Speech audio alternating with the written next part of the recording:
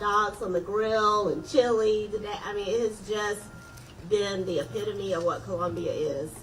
Coming together, making something happen that was just an idea for our community. So I'm Teresa Wilson, City Manager. I'm going to hand off to our Mayor, Daniel Rickaman, and Councilwoman Oddity Bustles, who has chaired our task force to prevent and end homelessness, and let them talk about some of the strategies and what has brought us here today. But I feel confident in saying, from the city's perspective, we're looking at a new era to help end homelessness in our community, the chronically unsheltered having a new tool in the toolbox if they choose to use it, and have an opportunity for a dignified option for transitional housing. It's not meant to be the end-all solution, but it is another tool, and the city can't do it by ourselves. But we are clearly demonstrating through this council a true investment in human capital, because we'll let you talk to our new homeless services director and her team today, and we have more than doubled the fiscal investment by the city in homeless services. And so with that, we want to show this approach to ask our partners to now step up with us, and let's address this even further. So with that, I'll give it to Mayor Daniel Rickaman. Thanks everybody for being here today. Thank all of council that's here today. Councilman McDowell, Councilman Duvall, Councilwoman Herbert, Councilman Brennan, Councilwoman Dr. Bustles, excuse me. Making sure that I get it correct. But y'all, this is incredible. Think about this. This project in less than 70 days came from an email research to reality. Less than 70 days. Not only are we looking at providing opportunity for our unsheltered, where we have our deep focus. Now, I'm going to be very clear, this is temporary. Our long-term goal is to provide a permanent solution with the wraparound services that provide each and every individual who's suffering through homelessness, through whatever the circumstance is, an opportunity to have a successful life moving forward in a home, shelter, apartment, etc. We're going to continue to work together as a community, but these folks over here, if they're in their uniform or not in their uniform, sacrifice their extra time, effort to make this happen. It was a community build. It was a city project from its inception to now as it's coming out of the ground. And, you know, on behalf of a grateful city, on behalf of this city council, I want to give y'all a hand and say thank you.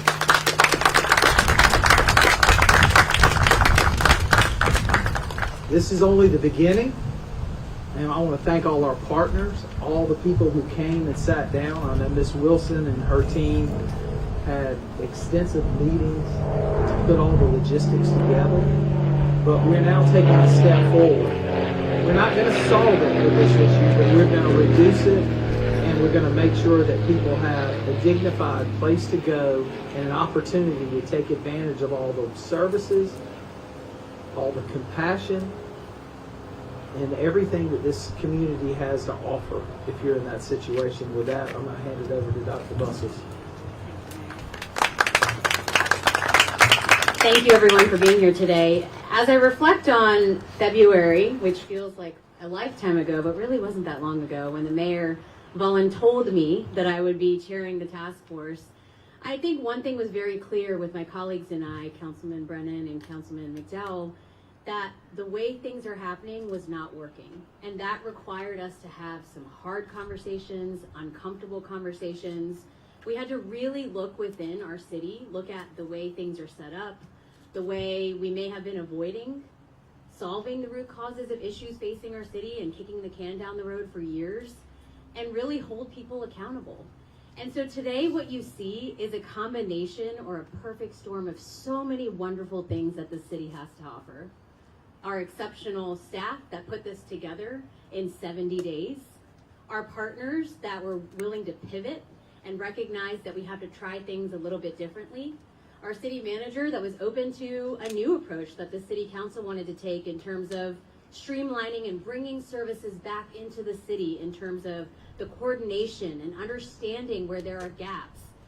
And most importantly, a community that was very supportive, whether it was business owners, our state legislators, our community partners that recognize that this is not just that neighborhood or that corner of the city issue. This is something that affects everyone.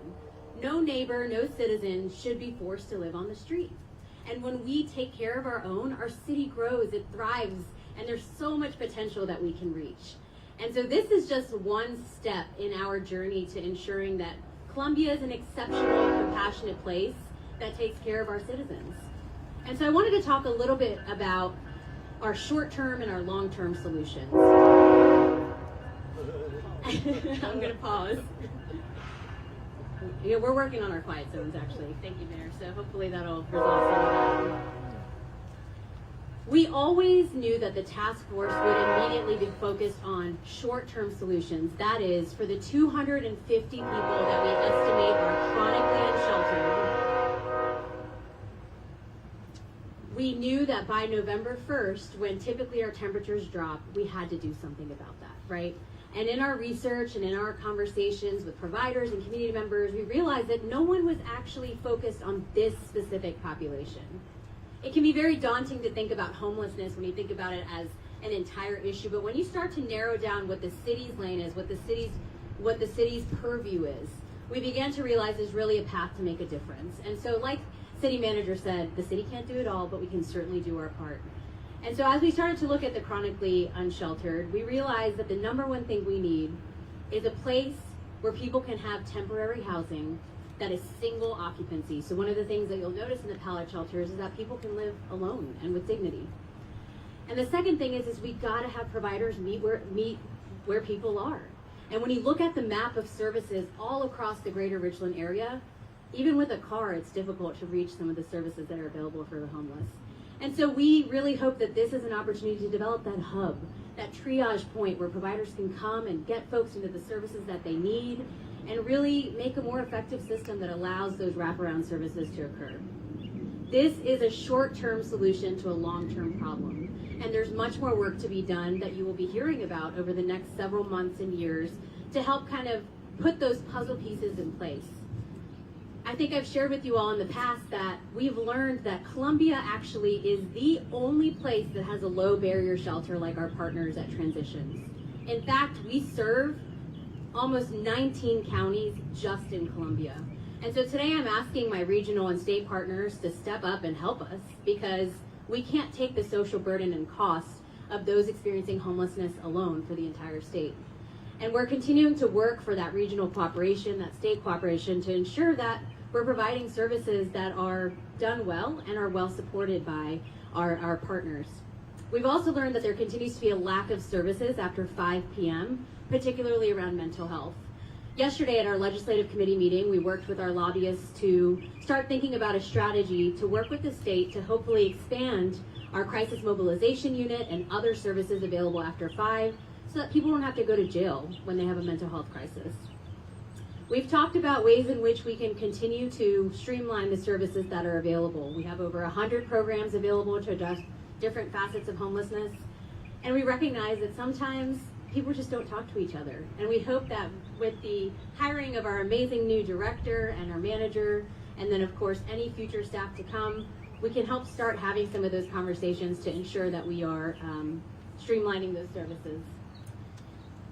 And lastly, we know that this is just one piece of the pie, right? The Columbia can only do so much. And we hope that this inspires our partners in neighboring entities, counties, states, to really do their part and recognize that when we work together and when we recognize when things aren't working, anything is really possible. So I want to thank the staff once again for all of their hard work. I want to thank the task force for being okay with being uncomfortable, having conversations about what needs to happen. And I want to thank my colleagues that have worked alongside me to make sure that we get to a place where we can treat our neighbors with dignity. So thank you. And I'll pass it over to our city manager. Thank you, Dr. Bustle. So I would like for Henry Simons, our Assistant City Manager over Operations, to come up and stand with me, as well as Kamisha Hepard, the new Director of Homeless Services for the City of Columbia. Between the two of them, we can give you a few stats, kind of lay out the site for you from a logistical standpoint. The infrastructure you see, we'll offer tours when we finish. You might start hearing some noise behind me in a little bit, because these folks are going to show you how these literally come together and have been constructed in such a short period of time. And Kamisha will talk about the programming of the site, the wraparound services Dr. Bustles mentioned, the trauma-informed care that we both philosophically hope to ensure is happening here, as well as case management. So Henry and then Kamisha will speak, and I can help fill in any blanks you might have. Good afternoon, everybody. My name is Henry Simons, and Mr. Wilson indicated I'm the Assistant City Manager of Operations for the City of Columbia. I'd like to thank Mayor Rickerman, our entire City Council for their endorsement of the Rapid Shelter Columbia. And of course, especially our City Manager, Teresa Wilson, for leading this project, which we envision will transform lives. It is my pleasure this afternoon to provide a brief update on the Rapid Shelter Columbia construction currently going on all around you. We are finalizing construction of 54 pallet shelters for our chronically unsheltered homeless population, as has been indicated earlier. 50 of these shelters are 64 square foot units that will house one person each. Each unit is equipped with an air conditioning unit, heat, a fire extinguisher, convenience outlets with 2 USB ports, an emergency exit door, and 1 bed. The 4 remaining units are 100 square feet units, and we will utilize them for security, city staff, and provider operations. With unanimous approval by our mayor, as well as our entire council, we launched this project in early September. As you can see, in a very short time frame, we made significant progress with this work. A tremendous amount has been done to keep this project on track. From our engineering drawings, which includes grading and our drainage plan, to Dominion Energy Partners, who completed installation of our new service and transformer, and are also energized the electrical meters for the pallet shelter themselves. There is also installation of sidewalks that have taken place, artificial turf, fencing, as well as fiber installations completed in our overflow buildings, which you see to the right of me, your left, to include communication and camera wiring as well. There will be installation of 29 cameras within and around the shelter to ensure that the campus is secure and safe. And we've also incorporated LED lighting as well. Everyone involved is extremely proud of this effort, including our internal departments, as Ms. Wilson has discussed earlier, who formulated teams to complete this project. Just an incredible amount of teamwork that has been exhibited and on display even as of today. So I would like to recognize the following departments for their commitment: Public Works, our Police Department, Engineering, our Fire Department, Parks and Recreation, our Utilities Department. All of these departments came together. Absolutely. Thank you very much. Came together, formulated their teams, and it was just amazing how quickly they worked. So we're grateful for their participation. So we're working towards a tentative completion date of November 1st. We would like to be ready to receive our first client in and around that time. And this pretty much concludes my update. Again, we are sincerely thankful for the commitment of our external partners as well as our internal partners, our city staff, for the work that's been done. Now at this time, I would like to introduce Kamisha Hepard, the Director of Homeless Services for the City of Columbia. Kamisha.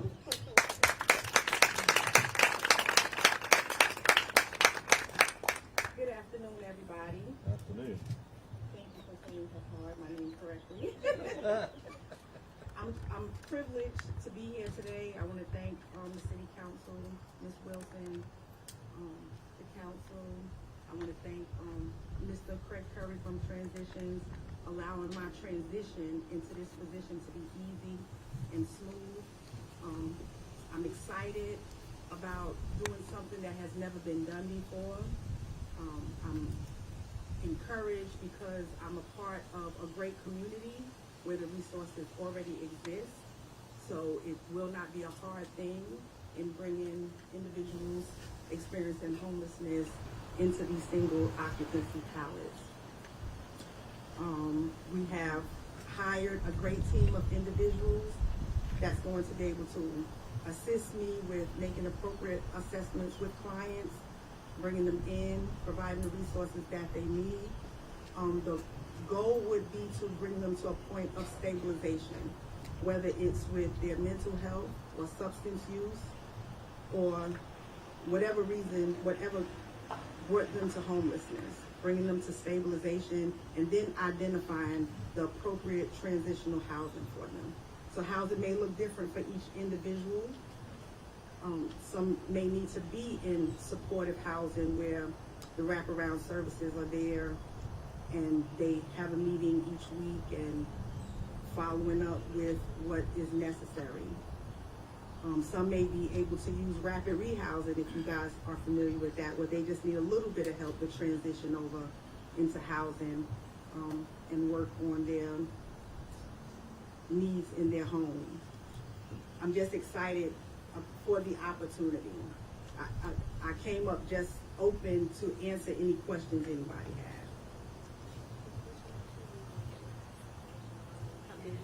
I apologize. A little nervous, excuse me. Great. So I did invite some of our partners, and I thank Melanie from Salvation Army, Comet, and I already recognized Mr. Curry from Transitions. Just excited to be able to partner with them, and I know that we're going to do great things because we have done great things.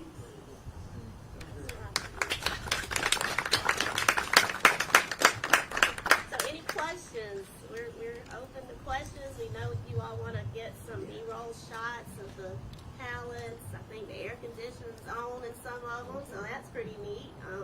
Any questions? So how will you guys go about choosing clients, like choosing people that will stay here? I apologize, I should have covered that. So this is going to be a referral process only. I'm working with outreach individuals from different agencies. There is an ongoing outreach meeting each week, and I met with them last week, and we talked about targeting those individuals experiencing homelessness in the city location, and they'll complete a referral form, send it over to me and my team, and we'll make a call of where they will be placed at. Okay, thank you. So is it possible that someone staying at Transitions would be staying here? It's possible. Okay. About how many people have you had referred to at this point? We don't have any referrals at this point, but I believe that by November 1, we'll have about 10 individuals ready to be placed. Right. And so what will they, for the people staying here, what will they be required to kind of do? Like, will they have to be looking for a job, or what kind of things will be required of them? That will be decided on an individual basis. So if we get someone that's really struggling with their mental health or substance use, employment at that time is not a priority. The priority would be stable. Sir? Oh. Reverend Dow kind of chimes in. Just saying. Just saying. Yeah. Go ahead.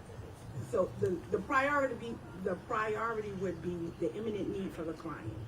And so what's going on with them? And if it's the mental health, then we'll be reaching out to our partners. And I plan to have partners on site. So partners will be here on the site on a schedule. And so what the client needs will be here. And if y'all have an individual who is eligible to stay here but they have a child, is there anything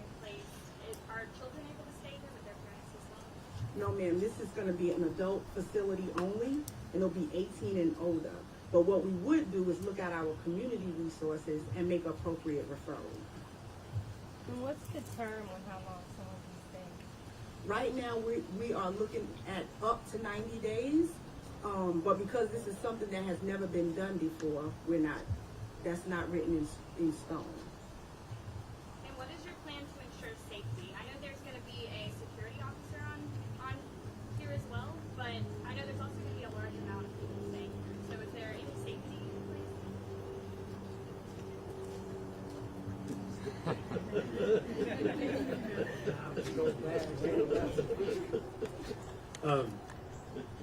Thank you, first of all. Unbelievable job, Ms. Wilson. Thanks for your leadership. Staff has been incredible. Safety obviously has been an important part of the discussion as this has been imagined and planned.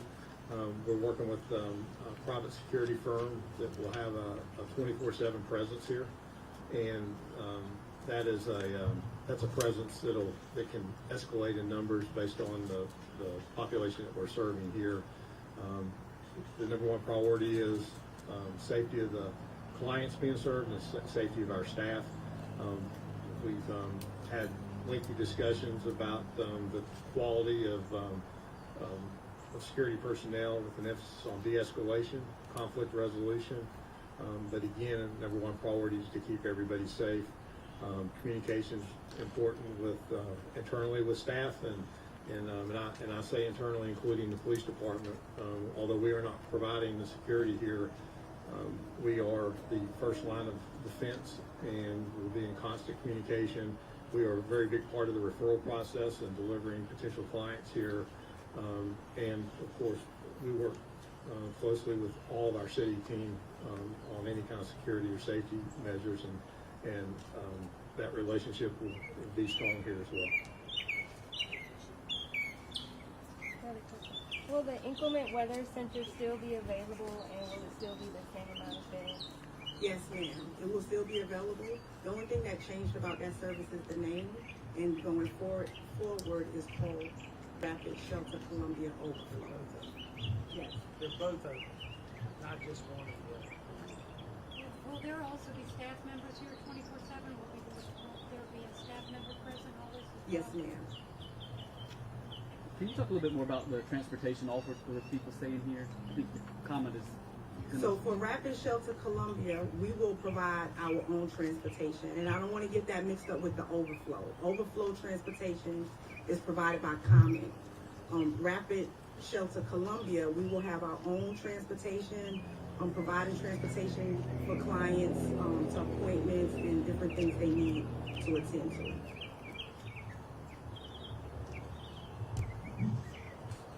You said this has never been done before. What makes it the first facility of its kind in the Southeast, as I think one release said it? I think this has never been done before with the overflow and the rapid shelter together.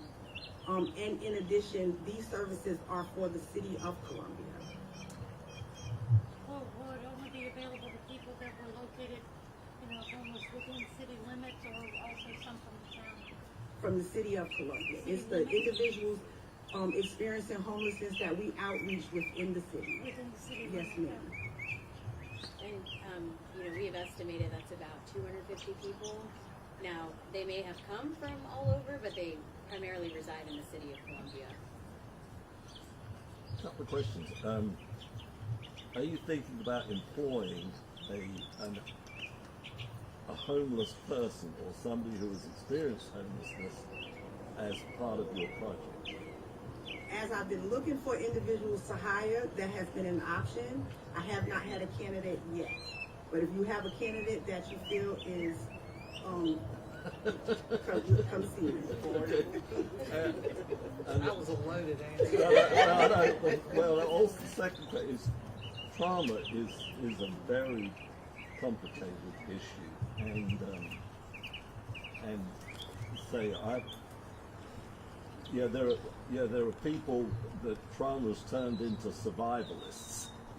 So I mean, do you have a strategy to be able to to reach these people, because it's, as I say, as I say, I'm working with this family where the wife is now in transition, and the husband is just, he just decided, has made this decision to be. David, there's a gap. This is to fill the gap. This is the purpose of reading that. Is we're the center of trauma for 17 counties. We understand that's part of the gap. That's why we're here today. Thank you. And we'll be employing trauma-informed tactics, especially in terms of intake and some of the work that Kamisha and her team will be doing. But there are trauma experts out there that also need to come to the table and help provide those intensive services that some of these folks will need. But was very excited as someone who has done the work in trauma to have somebody who is trained in that to be leading our work from the city's perspective. Are there going to be any additional programs to target or help those folks who are on the street, like what you described, like you do not want this type of structured environment to live in? Is your question, are there gonna be additional programs for clients who are resistant and coming into? Yes. So when we outreach individuals and they are resistant, we'll make the appropriate referrals according to what that person needs. There has to be structure though. We can't continue to allow folks to endanger themselves wandering around the streets. So every program has a set of rules and responsibilities that you gotta commit to. So, I mean, this is a little bit of tough love, but that's gonna be part of the program moving forward. And that's why the single occupancy component is such a big deal, because for many people the traditional shelter model isn't working, going back to your question about trauma. And so we hope that helps really engage some of our hard to reach or resistant chronically unsheltered populations. All right, go take a tour.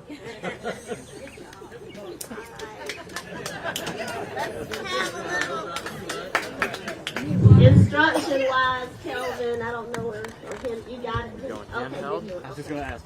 So, Yeah, I think we're going handheld on this Jim one. Simons is out, and other staff is gonna start